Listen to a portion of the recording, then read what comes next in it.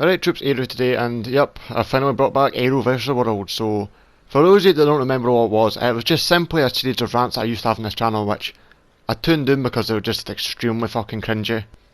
So I've decided to finally bring them back, and they're going to be more structured than that. They're going to be a little less moany, but they're still going to be like kind of ranty, but there'll be more funny stories and shit like that. Because the extra 3.5 years of experience has really taught me a lot of things. But let's go, Aero vs the World Scotland.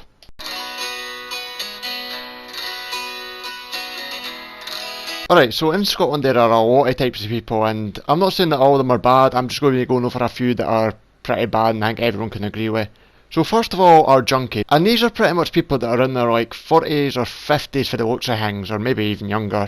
I mean, meth does add years to your looks. So these are people that usually cut about like just places like you do want them to be, like, you know, they usually hang about like where I live, just this group of shops and stuff like that, and they'll usually be sitting drinking the strongest lager they can get, Buckfast, Mad Dog, and more lager, I guess, I fucking can.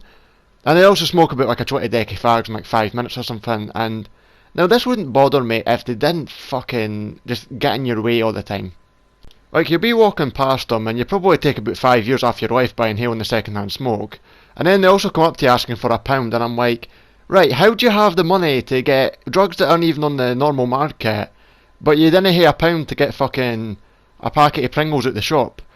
I mean, fucking hell, I mean, the police they fuck all about you sitting being public disturbances, just go steal it. I mean, what's the worst that can happen? I mean, these cunts always get fucking lifted, like, you know, my dad's neighbour, for example, he's on fucking heroin and all that shit, and he's been to jail like 20 times. It's constantly disturbing my dad and all that shit by, you know, doing fight threats and all that shit.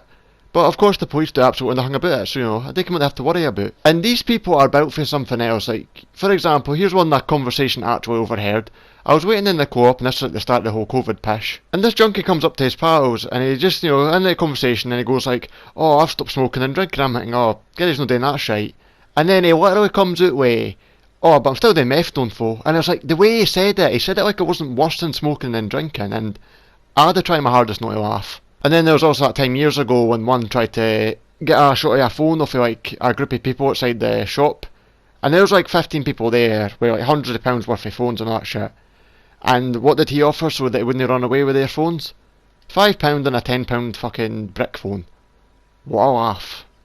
Alright, so next I have Spice Boys, and these people are kinda similar to junkies, but they're more like just early versions of them. Like, these people are more reserved. They'll usually just go to their fucking drugs and drink and all that shit at a house, and the drinks wise is pretty much the same as the junkies, just, but instead of having lager they'd have cider, and instead of smoking fags they smoke joints.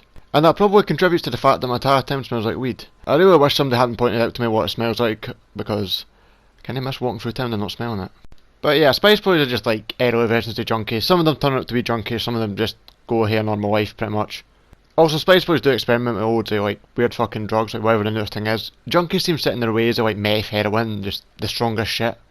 And finally we have Psycho Lasses. Now, these can also be grouped in with Spice Boys, or just lasses that do the same kind of shit. But there's also the ones that are just, you know, manipulative and fucking abusive and all that shit. You know, again, there's plenty of nice lasses, but just, there's a lot of arsehole ones that I've had to fucking deal with.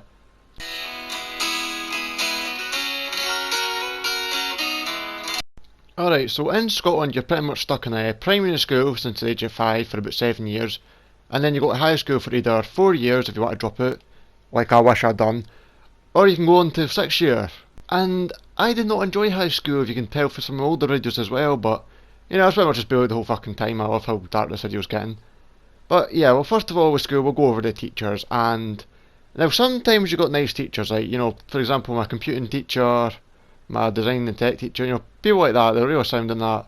They weren't the arseholes, but they're ones that, like, you know, they actually done the work. In my chemistry department, I'm sure I had a video years ago about it, but I've done it down. But we just got let away with fucking everything. Like, we never did work, we set fire to shit. We were the worst class in the department and we were fucking proud of it. And also my teacher's boss sack slipped out of his pants one period, and it was just one of the most fucked up things I've ever witnessed. But of course, you know, we've got some fucked up teachers. There's the ones that let people get away with bullying and all that shit. There's also that time that one of my teachers was a fucking paedophile, and also, you remember that video I made years ago about him?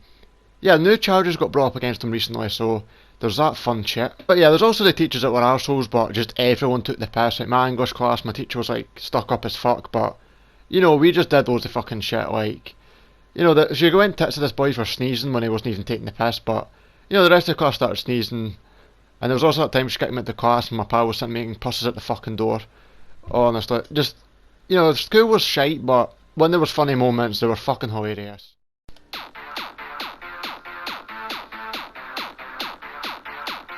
Now, piss-ups were pretty much where you got a group of your pals and you got drunk. That's pretty much the main fucking goal. And the thing with these is that they can also be mixed in with house parties, but I never got invited to any. But from my personal experience, with piss-ups, you never want to be the person that people use for their house. I was the person that people used for their house, and at the time they were fun, but I think my problem was that either there was one person in the group, it's not against the rest of my pals, it was just one person that made it that they were allowed to go and just dragged everyone else to mine. And then sometimes I'd be bored on a Friday and I'm like, oh, on Friday you're supposed to do shit, and then I invite everyone round and just instantly regret it. I mean, there were some funny moments, but it's just pretty much an excuse for folk to spill drinks on the carpet. And of course stink the house out with weed, and yes, when I mentioned Aero that a lot of teenagers through here do weed, I was not joking, I'm pretty sure everyone fucking brings it. And, you know, it's nothing against people smoking it, but it's just, you know, when you have to fucking take the brute of the, like, your house smelling like it and all that shit, that's when I kind of had a problem. That's why I have some Vietnam flashbacks to these nights. But of course there's also the embarrassing drunken shenanigans. I mean, my prime one was when I put a fag in my mouth and, you know, I didn't smoke by the way, thinking I'm hard for a laugh. It was all fun and games till I went and started smoking out the window. Yeah, that's the thing with piss-ups, they pretty much just bring out the worst in everyone. So my suggestion is when COVID is over, if you're going to go to house parties or piss-ups or anything, just don't go overboard and make sure you're not the host.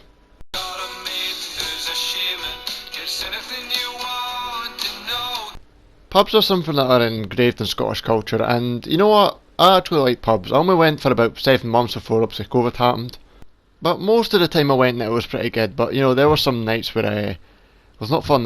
The one thing you have to deal with at Scottish pubs especially is just people being really fucking drunk. And I have stories from both perspectives. For example, there's one time when I was going for a piss in my local pub pretty much. 2 people came in pretty much and battered the fuck out of the toilet stall I was in, asking if somebody's in there hearing the shite. They actually battered it so hard that the fucking toilet box fell off the wall, and it's funny talking about, but you know, I totally didn't have a panic attack and go home. But yeah, I wasn't eating a shit by the way. I was just, I don't like going to urinals because I reckon, I mean, standing with other older men with your cock out sounds pretty gay to me. But there was that one time that I got pissed at a pub. Now, the thing is at pubs at times you would get bought drinks all the fucking time.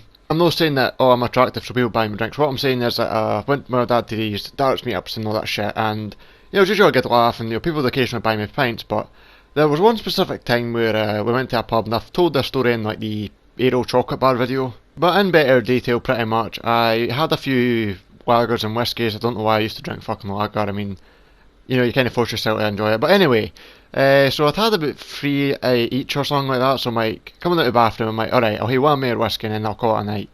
And see, the thing was, I wasn't pissed at the point. I was like, I wasn't even tipsy, you know, I probably would have had that whiskey, been alright, and yeah. My dad was with these random people, and pretty much long story short, I kept getting bought fucking whiskey shots and Booker shots and that, and you know, this is like the most drunk I've ever been in my whole life, and this is pretty much one of the main reasons I'd even drink anymore. But pretty much getting out of the pub, like, we're skipping ahead a bit, and also I did at one point fall off my fucking seat in front of everyone, which was really embarrassing, and people kind of like treat me like I'm fucking the one that gets pissed all the time, even though it's just that one time. But pretty much I thought I walked 2 miles that night, turns out it was like 5 minutes along the fucking road. I could barely walk in a straight line, and pretty much that took me a big walk, so I'd like spew on the way home.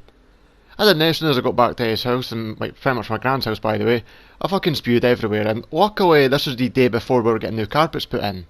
And you know, I couldn't imagine if the carpets were just put in and I fucking spewed over them. But yeah, that's the thing with Scottish pubs, make sure you're not fucking drinking loads of shit. I mean, it was really easy, like the last time I went, like this was when COVID calmed down for like 2 months or something like that. I only wanted to have a pint, but pretty much kept getting bought them, and by the end of the night I had like 4 pints. I wasn't pissed, but you know, I didn't even want to hear that much drinks.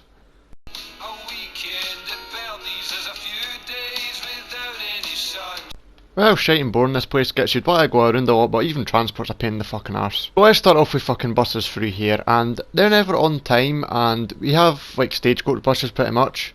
And there's an entire app dedicated to it, so you think, oh, does it work? No, the bus tracker never works and the times are always fucking wrong. The buses smell like somebody shat themselves half the time, and of course you deal with junkies and that. I mean, there was one time when me and one of my friends years ago were on the bus and heard people like casually talk about how to make heroin at the back of the bus, like, They weren't joking, these people were like serious. They looked like they've already fucking tried some before. You know, they had a try before they cook, I guess. And the amount of fucking times I've seen buses like break down, like, it's almost comical how like you'll just be sitting like waiting for your bus and you'll see an Airbus, it's just, you know, its tyres are fucking burst or there's actual smoke coming out it.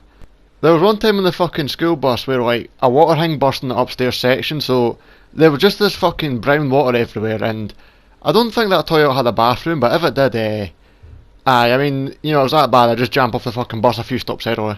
And also, if you want to get anywhere, it takes like fucking an hour and a bit, but, you know, that's as usual bus shit, you know. Besides the junkie thing, I mean, buses are just shite everywhere, I'm pretty sure.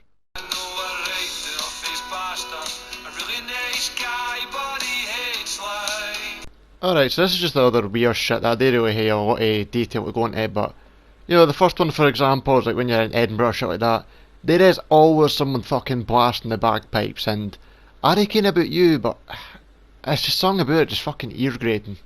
Much like my audio quality. Anyway, there's also like, in photos, you know, you think this place looks really nice, and then, you know, the average Scottish person you think's like, you know, a ginger person in a kilt with, drinking whiskey. And the only thing that's true about them is there's gingers. Oh, also alcoholism runs rampant through our country, but, you know, it just kinda looks depressing and all that shit. Like, some place, you know, it just looks fucking ruined, like there's, you know, garbage everywhere.